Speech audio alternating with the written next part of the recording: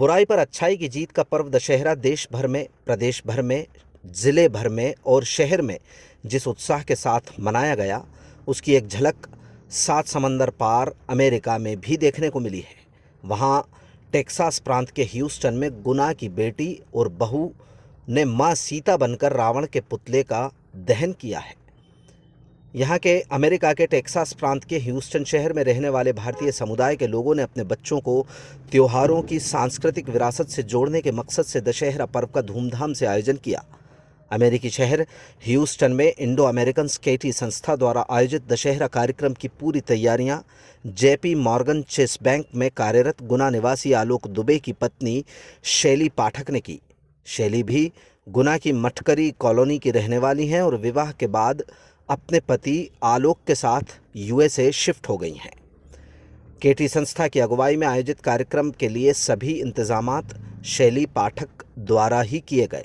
शैली पाठक विद्युत मंडल में ठेकेदार उनके पिता हैं। इसके बाद शैली पाठक ने जब रावण दहन का अवसर आया तो संस्था के सदस्यों ने सबसे पहले अपने बच्चों को रावण के 10 सिरों का महत्व विस्तार से बताया। रावण के आचरण, बल और कार्यों की अच्छी बुरी सभी जानकारियां बच्चों को दी और उसका दहन क्यों किया जाता है, इसके बारे में रामायण के अनुसार पूरा वृतांत बताया। अमेरिका में निवासरत इंडो अमेरिकन्स ऑफ केटी संस्था में अनोखा निर्णय लेते हुए ये तय किया था कि रावण के अत्याचार का शिकार हुई माता सीता के माध्यम से ही उसका दहन होना चाहिए। इसके बाद माता सीता के प्रतीक स्वरूप रावण दहन करने का अवसर भी गुना की शैली पाठक को ही दिया गया। उन्होंने उपलब्ध संसाधनों यानी लाइटर के माध्यम से रावण का दहन किया। इसके बाद उपस्थित भारतीय समुदाय द्वारा भगवान श्री राम के जयकारे लगाए। कार्यक्रम के आखिर में संस्था की ओर से सभी को स्वल्पाहार भी कराया गया। गुना निवासी आलोक दुबे ने बताया कि ह्यूस्टन के केटी क्षेत्र में कुल 580 परिवारों की आबादी निवासरत है, जिसमें से 200 भारतीय हैं। समय समय पर भारतीय त्योहारों का आयोजन वहां किया जाता है। इस बार दशहरा की तैयारियां 3 से 4 दिन पहले शुरू कर दी गई थीं। भारतीय समय का ध्यान रखते हुए अमेरिका में दशहरा पर्व 11 अक्टूबर की रात, यानी भारत में तब 12 अक्टूबर था, को मनाया गया। इस कार्यक्रम में 100 से ज़्यादा परिवार सम्मिलित हुए।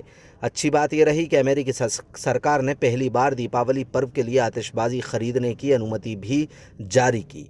इसलिए समुदाय को दशहरा पर्व मनाने का विचार आया और पूरी तैयारियों के साथ कार्यक्रम भी आयोजित किया गया। इससे पहले अमेरिकी स्वतंत्रता दिवस 4 जुलाई और 1 जनवरी यानी नए साल पर ही आतिशबाजी खरीदने और उसे चलाने की अनुमति मिलती है। अब दीपावली की तैयारियां जब शुरू हुई, आलोक दुबे साल 2009 से अमेरिकी शहर टेक्सास में रहते हैं। उनके मुताबिक केटी क्षेत्र में रहने वाली इंडो अमेरिकी संस्था सभी त्यौहार मिलजुल कर मनाती है। यहाँ दीपावली का अलग ही माहौल है।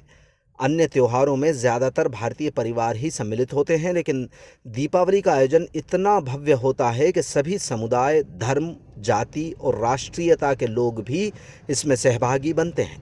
दीपावली की तैयारियां इंडो अमेरिकन स्केटी संस्था द्वारा अभी से शुरू कर दी गई हैं। यहाँ दीपावली मनाने का अंदाज भी पूरी तरह अलग है। पारंपरिक रूप से माँ लक्ष्मी की पूजा करना, आतिशबाजी चलाना, मिठाइयाँ बांटने के अलावा सांस्कृतिक कार्यक्रम भी होते हैं, जिसमें भारत की अलग अलग संस्कृति के लोग अलग अलग नृत्य और कार्यक्रमों की प्रस्तुतियाँ देते हैं।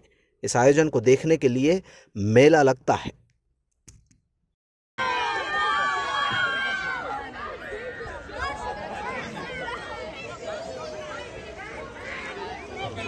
And then you have to quickly come out from there.